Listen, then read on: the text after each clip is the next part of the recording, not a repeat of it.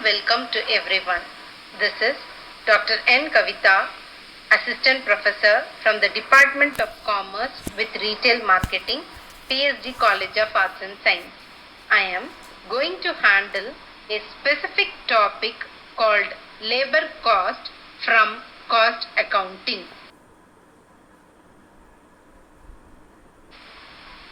Introduction to cost accounting. Before going into labor cost, now we are going to see what is cost accounting.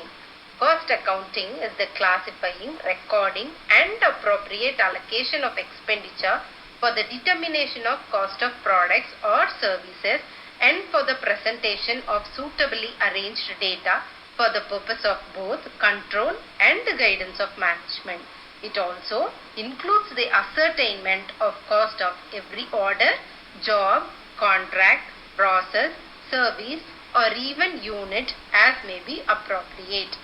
Also, cost accounting deals with the cost of production, selling and distribution cost.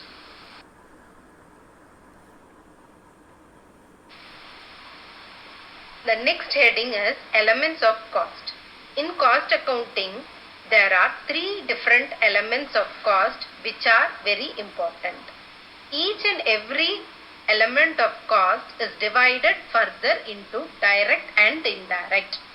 All the three, direct material, direct labor and direct expenses, constitute prime cost, and the indirect material, indirect labor and indirect expenses constitute overheads. Overheads was further divided into four major headings: production overheads, administration overheads, sales overheads and distribution overheads. All the indirect elements of cost constitute overheads, and the overheads are of four types. Next is the labor cost. Labor cost is an important element of cost. As we see, there are three elements of cost: material, labor and expenses. So, labor is the second important element of cost. It also forms significant part of prime and total cost. Labor costs are associated with human beings, as we all know. Once unused, it cannot be recovered and the labor cost is bound to increase the cost of production. But labor can achieve wonders in regard to amount and quality of work performed by them. Labor is complex and therefore it requires systematic planning and control by each and every organization.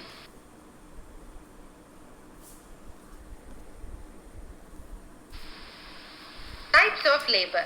We have two different types of labor: direct labor and indirect labor.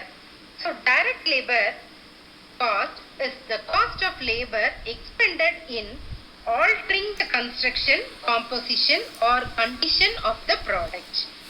Direct labor is directly involved. Direct labor is directly involved in producing the product, whereas indirect labor cost is the amount of wages paid to workmen who are not directly involved in altering the composition of the product or in producing the product.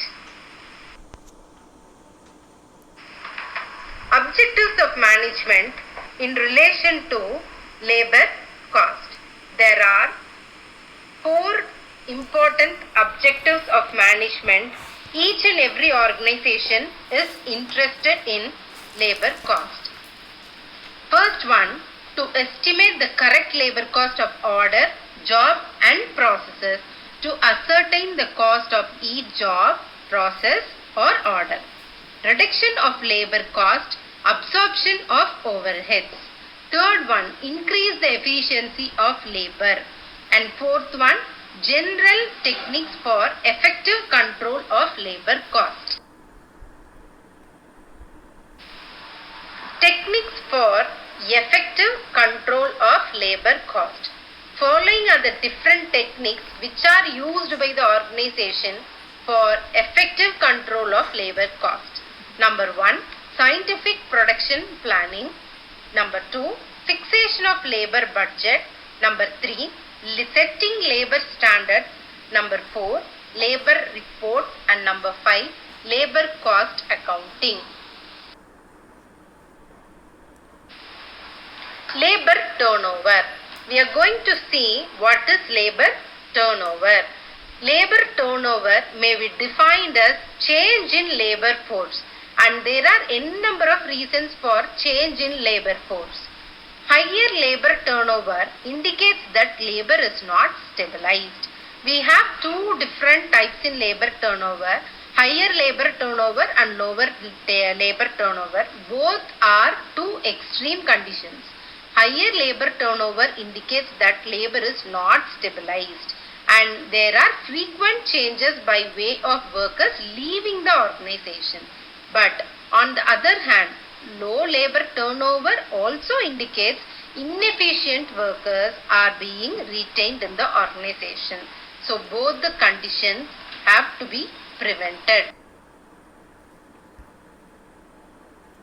Next is the method of measurement of labor turnover. We have three different methods of labor turnover. Labor turnover under separation method. First method is separation method. Number of employees left the organization during a period divided by average number of employees during a period. Okay. So number of employees, how many employees left the organization during the period divided by average number of employees during a period into 100. The second formula is labor turnover under replacement method, for which the formula is number of employees replaced during a period divided by the same average number of employees during a period into 100. And the third formula is the labor turnover under flex method. So flex method is a combination of separation and replacement method. So number of separation, what is the number of employees separated, plus number of replacement of employees during a period divided by the average number of employees during a period into 100. In each and every formula, it is divided by the average number of employees during a period.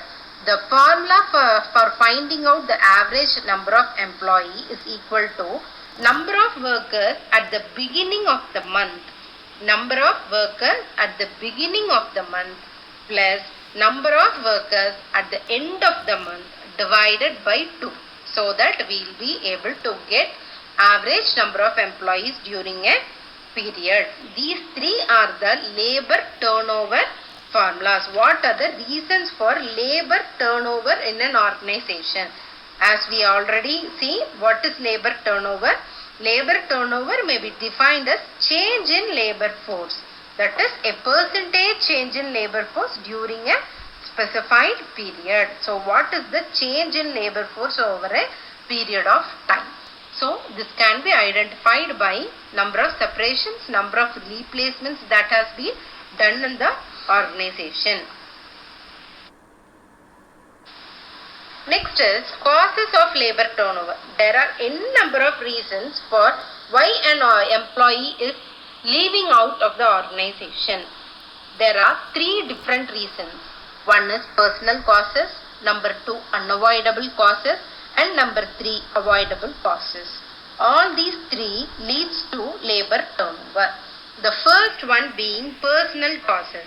It is the employee's decision to leave the organization due to their personal reasons, circumstances of family, retirement on reaching the specified prescribed age, change in marital status in case of women employees sometimes, dislike for the job or place, death of the employee getting recruited in a better job, or permanent disability for an employee. So these are some of the glimpses of why an employee is leaving the organization due to their personal causes. Number 2, unavoidable causes. Unavoidable causes is in certain instance, the organization may discharge the employee due to some specific reasons. For example, termination of worker on account of insubordination or inefficiency. Number 2, discharge of workers on account of irregularity or long absence. Retrenchment of workers by the company on account of shortage of work. So these three are some of the unavoidable causes due to which there is a labor turnover in the organization. Next is the avoidable causes. Some of the employee may leave the organization on account of unavoidable causes. Non-availability of promotion opportunity in the organization, dissatisfaction with either incentive or remuneration, unhappy with their job, unhappy with the working conditions, non-availability of facilities, lack of stability, etc.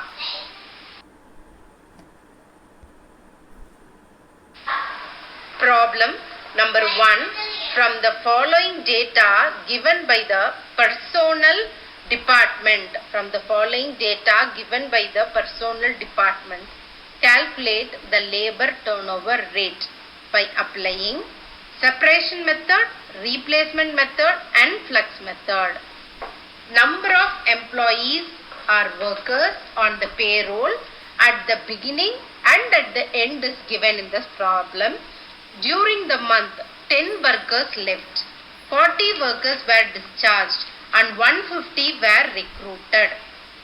Of these, 25 workers were recruited in the vacancies of those leaving, while the rest were engaged for an expansion scheme. So, these are the information given regarding the problem.